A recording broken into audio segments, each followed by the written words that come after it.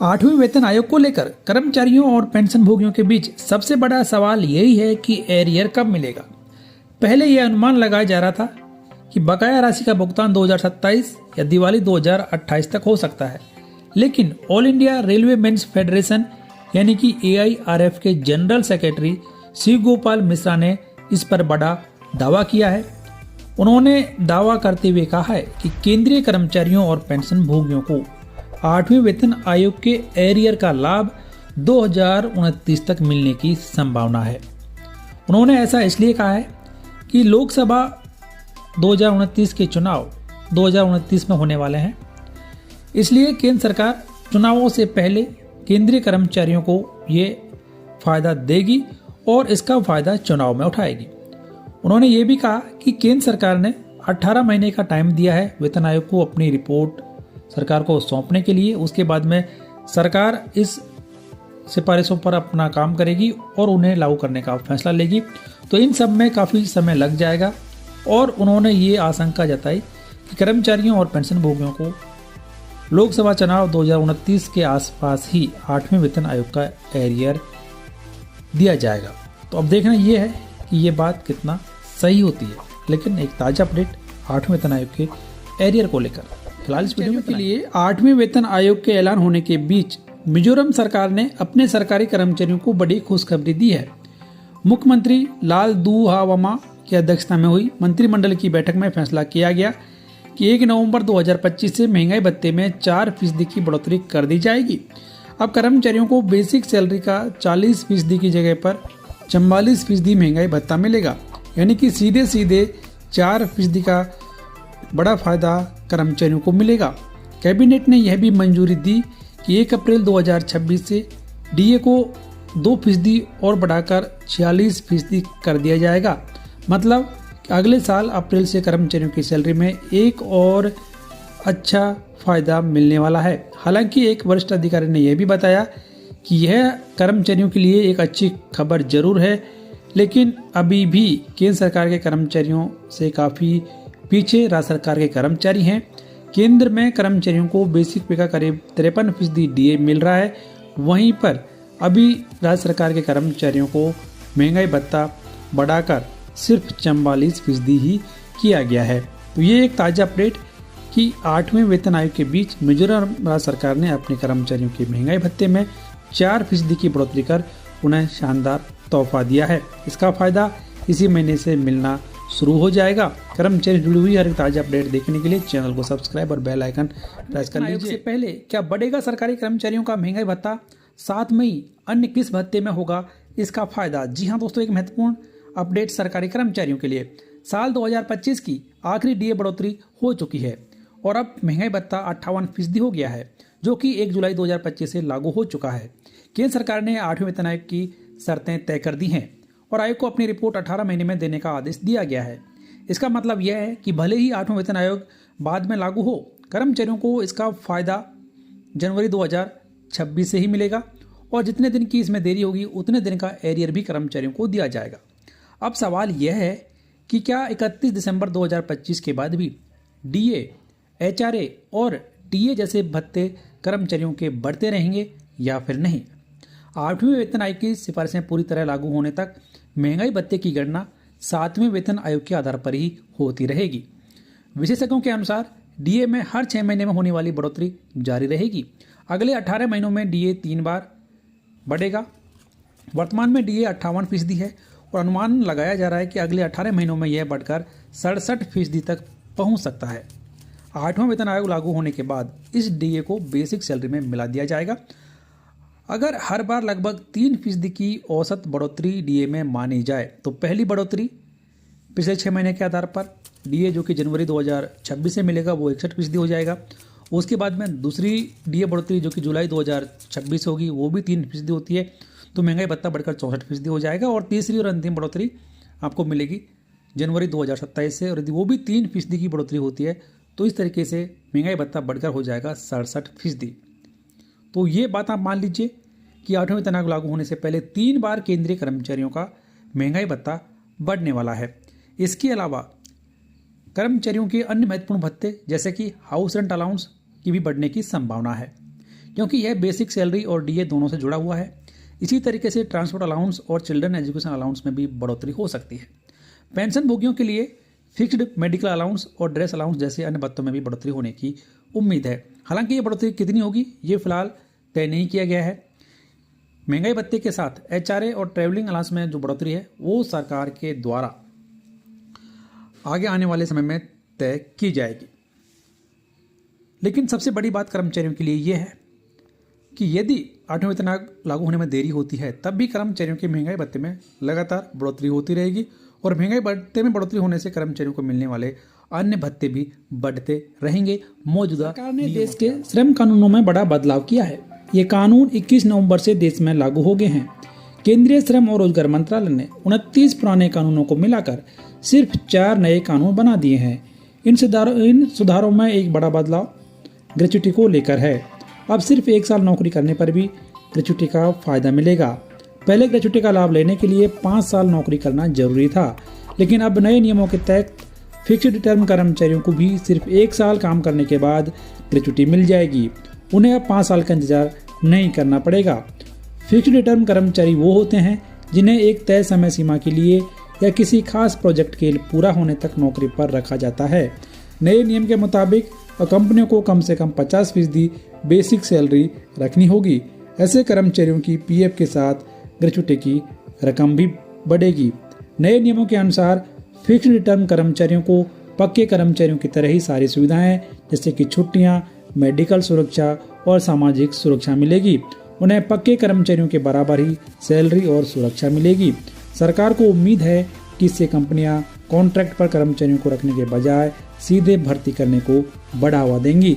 तो नए श्रम कानून लागू होने के बाद कर्मचारियों को अब 1 साल की नौकरी करने के बाद ही ग्रेच्युटी मिलना शुरू हो जाएगी। सरकार के द्वारा लिए गए इस महत्वपूर्ण फैसले के बारे में आपकी राय कमेंट बॉक्स में। एनपीएस के तहत आने वाले केंद्रीय कर्मचारियों के द्वारा यूनिफाइड पेंशन स्कीम चुनने की समय सीमा नजदीक आने के बीच एक बड़ी अपडेट सामने आई है। 18 नवंबर 2025 को पीएफआरडीए के द्वारा आरटीआई के जवाब में दी गई एक जानकारी के अनुसार 13 नवंबर 2025 तक केंद्र सरकार के 99,357 कर्मचारियों ने ही यूनिफाइड पेंशन स्कीम को चुना है। यूपीएस चुनने की अंतिम समय सीमा 30 नवंबर 2025 सरकार के द्वारा तय की गई है। उसी बीच बड़ी अपडेट सामने आई है कि फिलहाल 13 नवंबर 2025 तक सिर्फ 1 लाख के आसपास केंद्रीय कर्मचारियों ने ही यूनिफाइड पेंशन स्कीम को चुना है, जिसमें से सबसे ज़्यादा यूपीएस चुनने वाले सिविल केंद्रीय कर्मचारी हैं और सबसे कम है टेलीकॉम के। दोस्तों, अभी तक आपने यूनिफाइड पेंशन स्कीम को चुना है या फिर नहीं, कमेंट बॉक्स में लिखकर जरूर बताएं। वीडियो को लाइक और शेयर कर दें, चैनल सब्सक्राइब कर बेल आइकन प्रेस कर लें ताकि हर एक ताज़ा अपडेट आप सबसे पहले देखते रहें। क्या नए श्रम कोड लागू होने से कम हो जाएगी कर्मचारियों की सैलरी? केंद्र सरकार ने देश के पुराने श्रम कानूनों में बड़े बदलाव किए हैं और इन्हें 4 नए श्रम संहिताओं में बदल दिया है।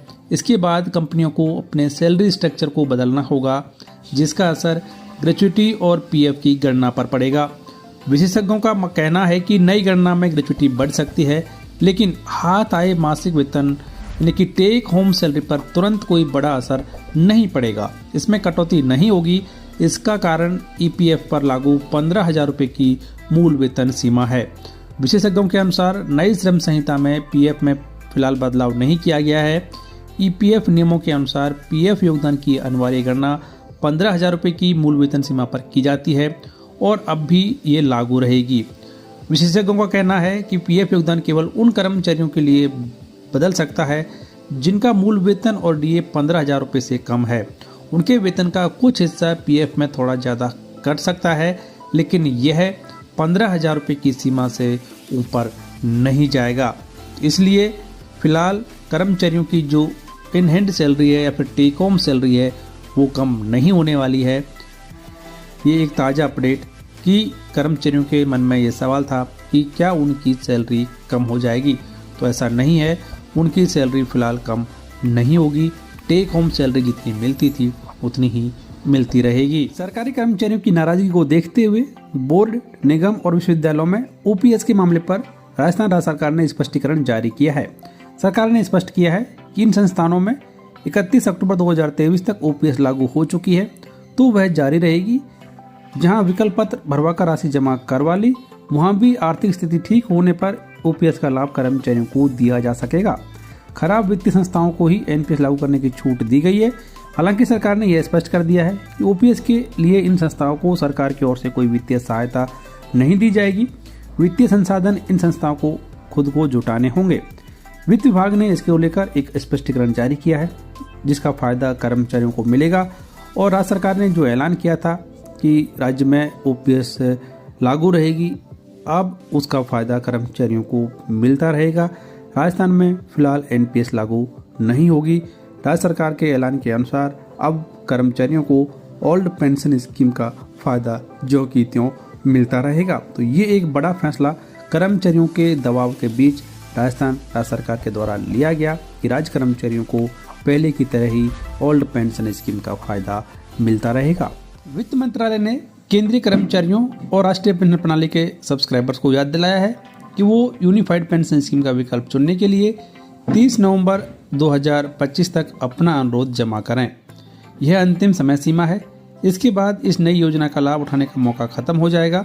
सरकार की ओर से यूपीएस चुनने की डेडलाइन जारी करना इसलिए अहम है क्योंकि सरकार और कर्मचारियों के बीच पेंशन योजना पर लंबे समय से तनातनी बनी हुई है। इसलिए एक बार फिर से वित्त मंत्रालय ने ये साफ कर दिया है कि जो सरकारी कर्मचारी रिटायरमेंट के समय पर गारंटीड पेंशन लेना चाहते हैं, यानी कि यूपीएस का फायदा लेना चाहते हैं, वो 30 नवंबर 2025 तक अपना विकल्प संबंधित अधिकारी को जमा कर दें। यह अंतिम मौका है। इसके बाद में इस समय सीमा को नहीं बढ़ाया जाएगा और कर्मचारियों को यूपीएस चुनने का मौका नहीं मिलेगा। तो दोस्तों, यदि अभी तक आपने यूपीएस नहीं चुना है या फिर आप चुनना चाह रहे हैं तो जल्दी से जल्दी ये काम कर लें, वरना आपको मौका नहीं मिलेगा। 8वें वेतन आयोग के टर्म ऑफ रेफरेंस को लेकर बड़ा विवाद खड़ा हो गया है। केंद्र सरकार से जुड़े कई कर्मचारी संगठनों और ट्रेड यूनियनों ने आरोप लगाया है कि सरकार ने लगभग 65 लाख पेंशनर्स को नए वेतन आयोग के दायरे से बाहर कर दिया है। साथ ही टर्म ऑफ रेफरेंस में सिफारिशों के लागू होने की तारीख का कोई जिक्र नहीं किया गया है, जिससे कर्मचारियों में गहरी नाराजगी है। कई यूनियनों ने सरकार द्वारा एक तरफा तरीके से नया वेतन आयोग गठित करके और उसके लिए खाका तैयार करने पर आपत्ति जताते हुए प्रदर्शन की चेतावनी भी दी है। वहीं सरकार ने इन मांगों पर अब तक पूर्ण रूप से चुप्पी साधी हुई है। 1 दिसंबर से शुरू हो रहे संसद के शीतकालीन सत्र पर अब सबकी निगाहें टिकी है। उम्मीद जताई जा रही है कि वित्त मंत्री निर्मला सीतारमण इस मुद्दे पर सरकार का रुख स्पष्ट कर सकती हैं। पिछले सत्रों की तरह इस बार भी 8वें वेतन आयोग को लेकर कई सवाल उठेंगे, लेकिन इस बार खासतौर पर टर्म ऑफ रेफरेंस की विसंगतियों को लेकर सांसदों की ओर से सीधा सवाल उठाए जाने की संभावना है। सिर्फ टर्म ऑफ रेफरेंस ही नहीं, बल्कि केंद्रीय कर्मचारियों के लिए पुरानी लंबित मांगों जैसे कि पेंशन, डीए और अन्य सेवानिवृत्ति लाभ भी इस सत्र में प्रमुख मुद्दे बन सकते हैं।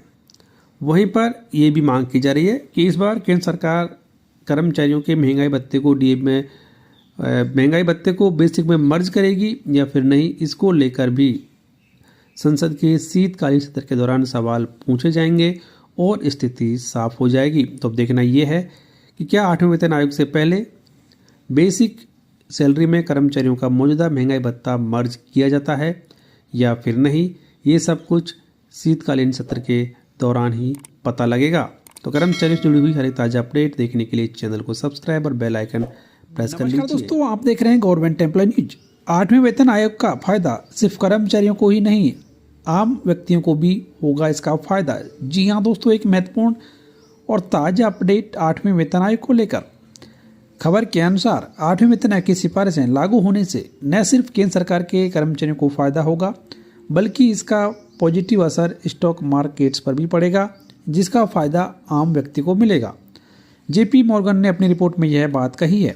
एनडीटीवी की खबर के मुताबिक जेपी मॉर्गन का मानना है कि 8वें वेतन आयोग की सिफारिशें लागू होने से कंजम्पशन को बढ़ावा मिलेगा, इससे शेयर बाजार में उछाल आएगा।